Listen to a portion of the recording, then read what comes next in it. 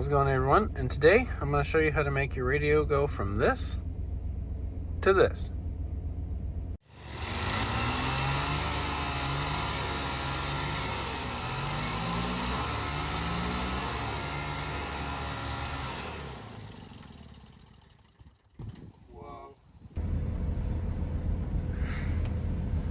So, first thing you're going to want to do is, if your car's running, shut your car off. And then put the parking brake on. If you're not on a hill, then you don't really got to worry about that. And then you'll want to turn it on so you can get the shifter all the way down. And then you want to move your steering column all the way down as far as it goes. And then shut your key off again to turn your radio off. My dash bezel's been off a couple times, so mine is fairly easy. All you do is you just start kind of grab it somewhere, just start pulling it, a little tug. I guess that's got to be out. I thought it was supposed to be in. There you go. She'll start popping apart. I got the 4-wheel drive switch. You might have another couple switches here. These are all for the radio. I'll kind of get this pulled away, and it comes up. Oh, I guess up is a word for it, but you want to go like that, basically. And then, if you're in my position and you're looking down right here, you can see the clip for the 4-wheel drive. So that's the 4-wheel drive switch down there. This one right here that the screwdriver is touching. Oh, then I just dropped. So what you want to do, take your screwdriver, put it in, or my favorite way is put it in the slot there, and you can kind of, if you push, I can't do it with one hand, but if you're able to push on the clip with the screwdriver and then twist at the same time, just like that, you can end up pushing the switch out. So I just got to get it the rest of the way out, but that's how you can do it. It's either working or I'm cracking something, I don't know. And then you got your light thingy over here, which we can't get to yet, but you'll have another switch, another clip back there. Now, thankfully, these radios are pretty easy to remove. All you gotta do is just press these little tabs down right here. You guys can see there's a tab here and a tab here. All you gotta do is press those and this radio will slide out. Just like that.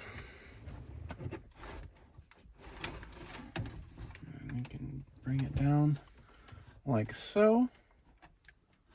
And you can see all the wires. The first one I'm gonna unplug is the antenna, which is gonna be this one. All you do is pull up on that. Boom, the antenna is unplugged.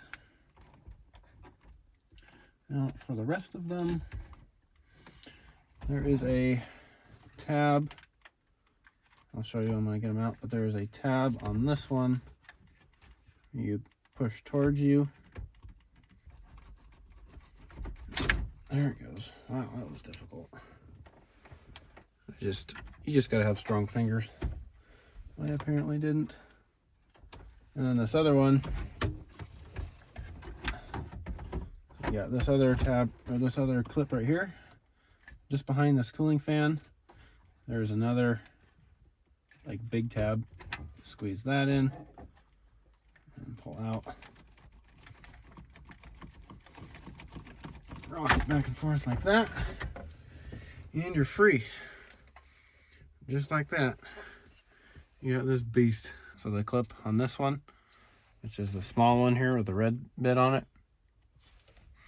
the tab's right here, so just pinch it and pull out, or jiggle it and wiggle it. She's going to be stuck in there. And then this one, this tab here, just push that and jiggle it out and she'll come out. And yeah, I didn't have to shut my battery off, as you can see. Everything is still on. I still have my lights. It still says I'm in first. So that is it for the in-car stuff. The rest of it, we can go inside and start taking apart this radio. Okay, got everything inside. This is what we're gonna need to do this. This is the light bulb kit. I got this off of eBay. Reviews looked decent. There's all their information. You can order off of eBay or call their website or do whatever you want to do. They also sell LED upgrade kits if you want to just put LEDs in them instead. So this card explains what they do, so you can do that from there. You'll need you'll need a soldering iron. You'll need maybe some solder. We're going to try not to use some solder, or at least show you how to not need some if you don't have any, but if you do have some, we can definitely use it. We need a 3/16 bit driver. It's got a 3/16 bit on it for these little gold screws around the screw or the radio. And I think that is it. We'll need a flat screwdriver and either a wrench or a socket for a couple nuts and bolts around there. First thing you want to do is take this knob off by just pulling it like that. I'll put this over here. Then you want to take this this knob off as well. Just kind of grab it and pull up just like that. It'll come off. And we'll set that over there. We had to do that because we got this little nut right here that we will take off later. So after we get those taken off, flip it upside down. And you want to take all these gold screws off. This one, this one. Now these two are a Torx T15 or whatever socket size that is. I have a Torx T15, so I'm just going to use that. And then all of these little gold screws here.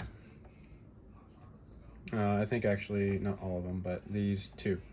So we take these two off right here and we should be good to go. So I'm going to start by removing these little fellas.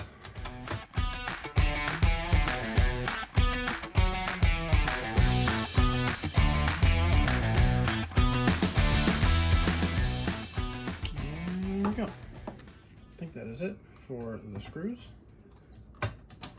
Yep. You can take this cover off. She's a flush fit, in case you're wondering. And there we go. Got that off of there.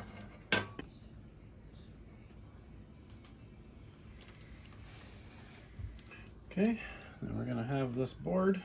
We'll take this board off.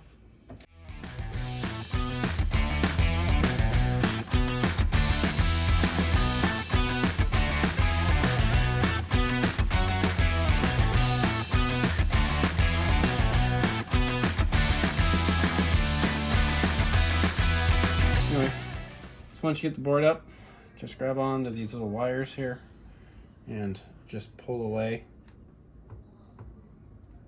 just like that, and it should come right off.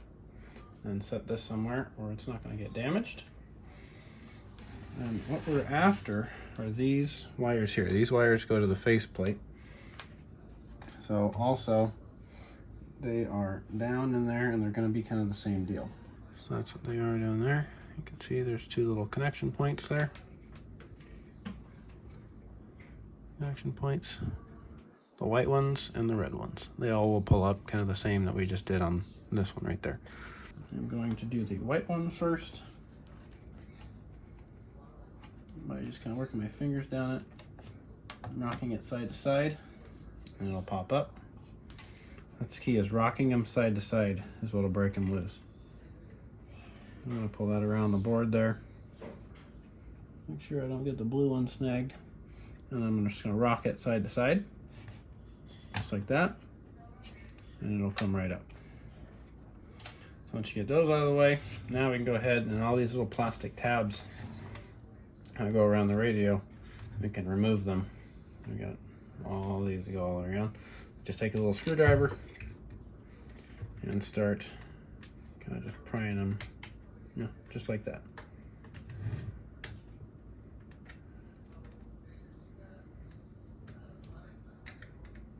That one's a little angry because there's another one right here, and they both clicked in. Nice. It's a fun process.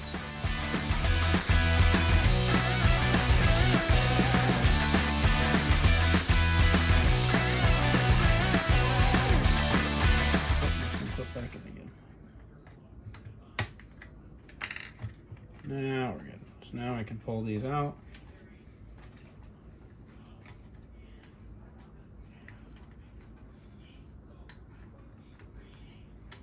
There's that. Just guide these wires out of there.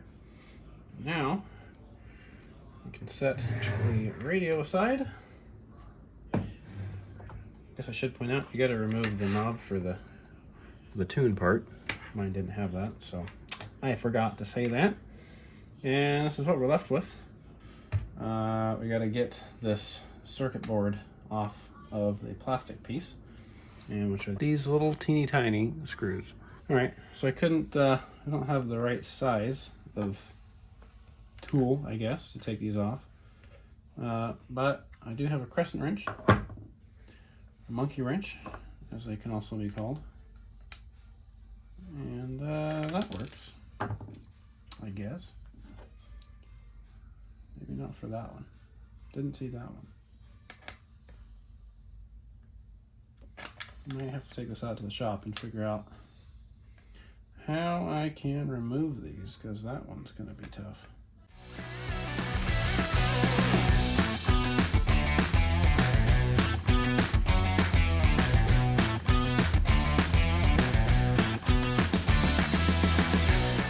I was able to get it out with a pair of needle nose pliers.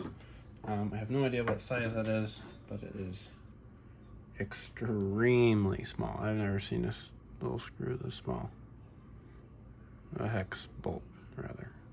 It is tiny. It's smaller than 5/32.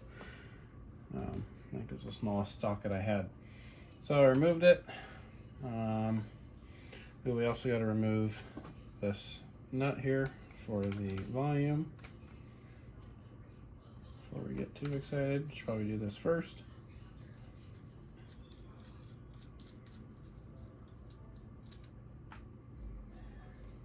It's got a washer. Yep, doesn't want to come off. There we go. Now this board should lift up.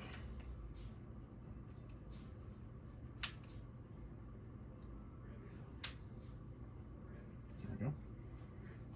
And we can set this aside. This aside. These are what we're after. All of these little bulbs. Oh, that's interesting. Got like hot there. That's weird. All these little bulbs. 1, 2, 3, 4, 5, 6, 7, 8, 9, and 10. Right there. That is what we gotta remove. Now this bulb for me kind of worked. If I whacked my radio hard enough, it would start working. So we're gonna replace that. What you can see is, so the bulb and then these two little solder points here are what we are.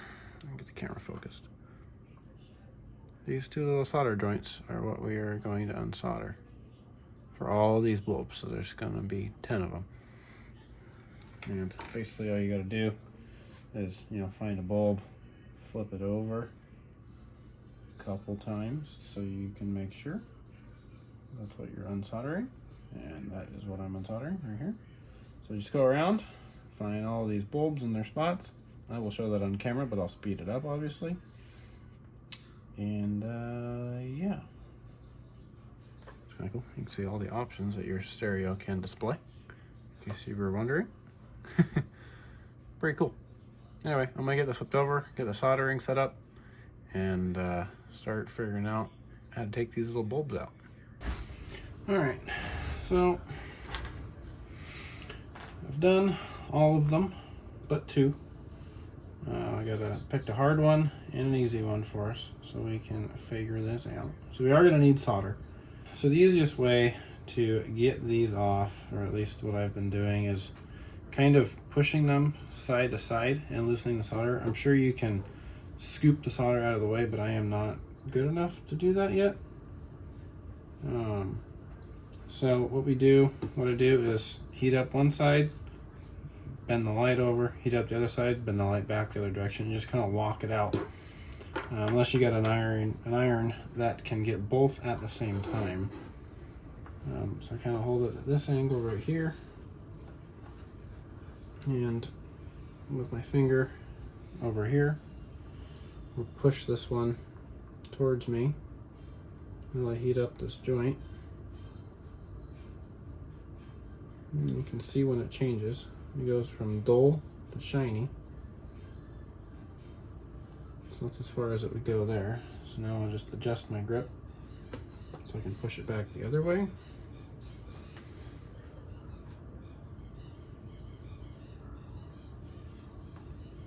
There it goes. It just moved again. When it moves, it's quick. It just goes. There you go. That one just moved again.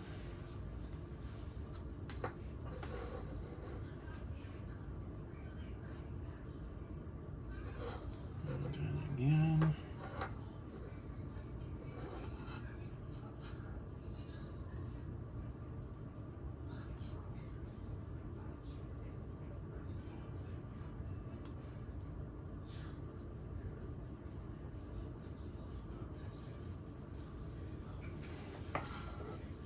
I got it mostly out now. You can see it's all bent. Once I get it close, you can kind of lock it out and it just pulls right out. Put that there, get the iron off the table so I don't start a fire. Grab one of these.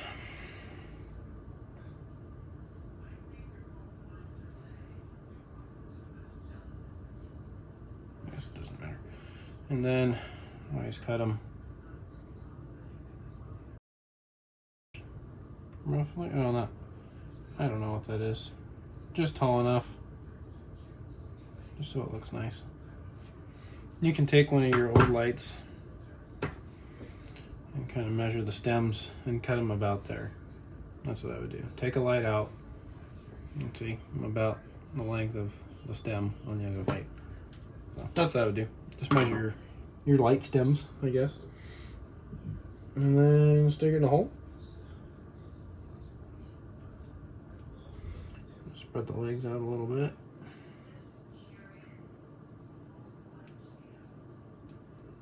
There it goes.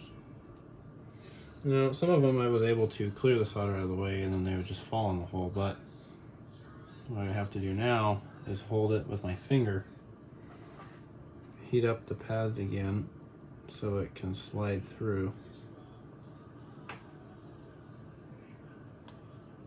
Like that. There we go, now it started sticking through. And then when you push them in, you want them just up above the board. You don't want the base of the light touching, just, again, I'm going to say an 1/8 inch above. I really don't know measurements that well, somehow. I'm not good with them, I always forget. So once you get it kind of stuck in there, like that one is, you can flip it over. And then you can, show you how to light. Kind of push the solder over onto it. Now it is important to heat the stem of the light while you are adding solder. You can't just add it to the, like to this blob down there. You can't just heat that up. You have to heat, I'm just gonna call it a stem for simple terms. You have to heat the stem up, and then once you see the bottom of it get liquid, you're good to go. And you can add solder or it won't join. So now we just gotta wait for this solder to heat up. There you go, when it starts smoking, you're usually good. And that one had a hard time joining.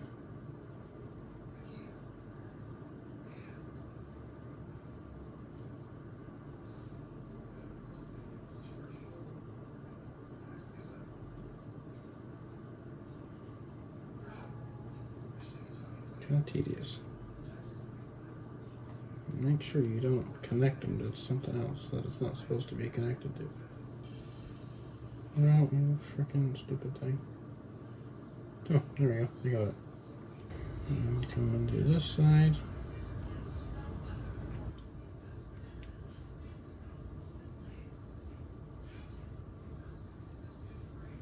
There we go. Got the bubble to form. And I like to give it a little jiggle test. If your solder didn't fully penetrate it, you'll know. So now we do this other light. So that's one. Do those two right there. Looks pretty good. Happy with it. Now we do the thing again. Come back over here. Heat these two joints up. See, they are right there. Once you hear it kind of go like a ripping sound, that's the legs hitting the board. That's how I've been able to tell that it's out. You can kind of describe it as ripping a piece of paper. There we go. Last one.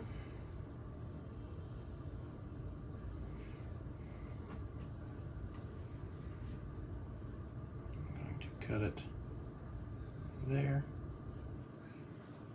There we go. That's the last light. Yep, we are good. Okay, I'm going to go around, check all these with a multimeter, and make sure you don't have any that are touching. I'm just going to make sure, I'm going to probe the undersides of them and make sure I got good connection all the way through. Like this one I knocked over. You gotta be really careful because these ones like to fall over now. Got any dirt on your faceplate on the inside there? Now it's time to do it. Doesn't look like I have any. So I'm just going to go straight in.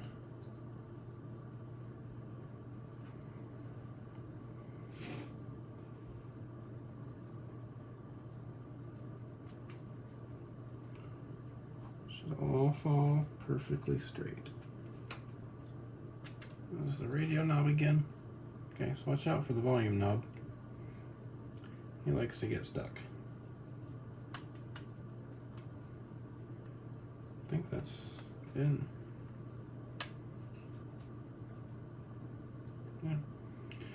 It should be in like Flynn.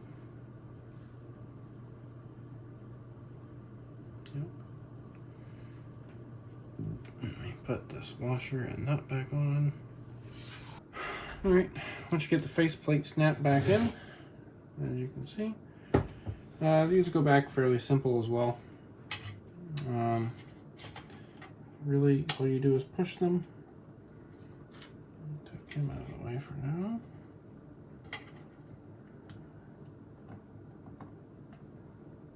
There we go. That one clicked in. Now we can get the red one.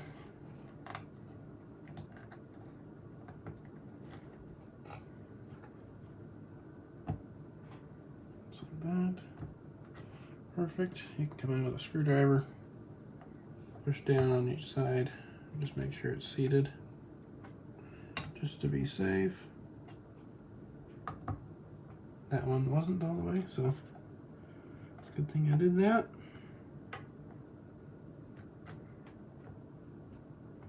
We're good to go. Those are clipped in. Now we can do this, we can put back this top PCB. And it is as simple as connecting this guy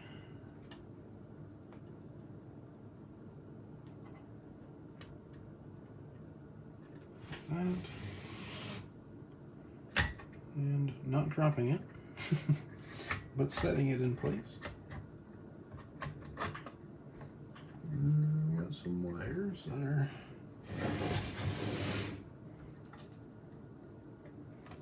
no longer where they used to be because we poked around in there. Keep that in mind.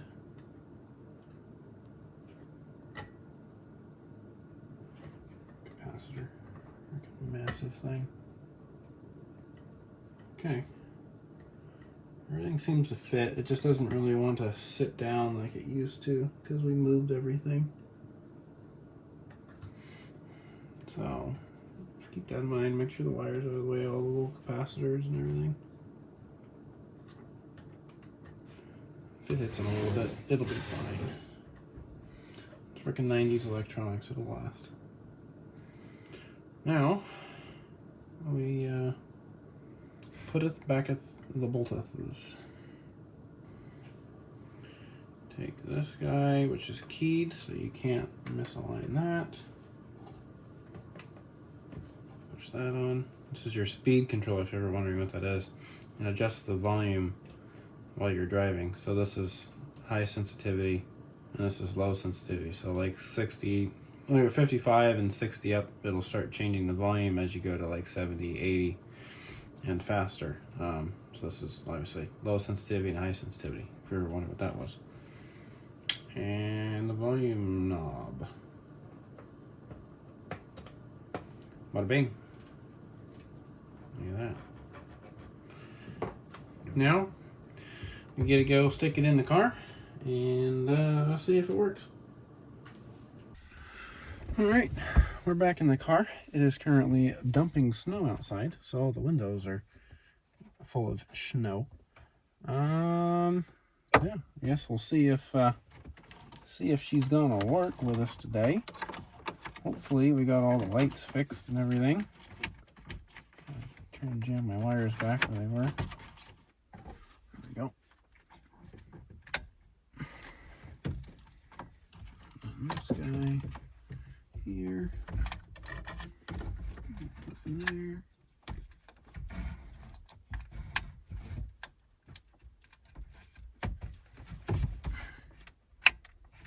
Click.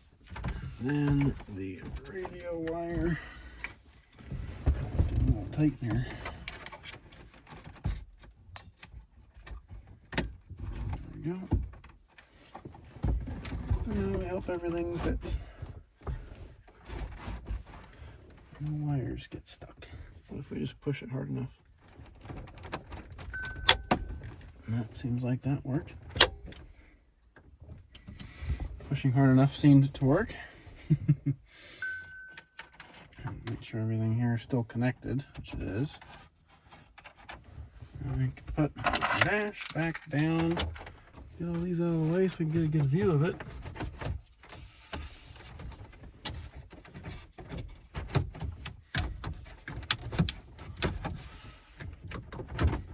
Good enough. Come on, baby. Oh, I think that's it. Heck yeah. I think we got it. Yes, it works. It works well. See? Look at that. Would you look at that? Turn off all the lights so you can see it. There we go. Dang, I haven't seen this thing on in forever. I don't know why that makes me so happy, but the frickin' all the lights work. Oh yeah, that's awesome. I did good solder. Hopefully you guys did too. Well, thank you guys for watching this tutorial video. Hopefully yours turned out as good as mine did. Pretty happy with it. I haven't seen what's pretty much been burnt out ever since I've had this truck, and I've had it since high school. So yeah, pretty happy. I like the look of these factory radios, or I would change it out with a new one. Which still might happen if I find a nice aftermarket one, but I just don't like the look of the aftermarket ones. You gotta spend like $1,200 to get like a decent looking radio like that a modern car would have with CarPlay and all those fancy features. So I don't know, I'll just stick to my Bluetooth jank system, which works pretty well. I haven't had any issues with it. So, and I like the look, and that's all that matters. It's good enough for me. And yeah, anyway, thank you guys for watching. I hope this helped you, like I said, and subscribe for more, and yeah, see you guys in the next one. Looks good, don't it? Oh, you can't tell a flash.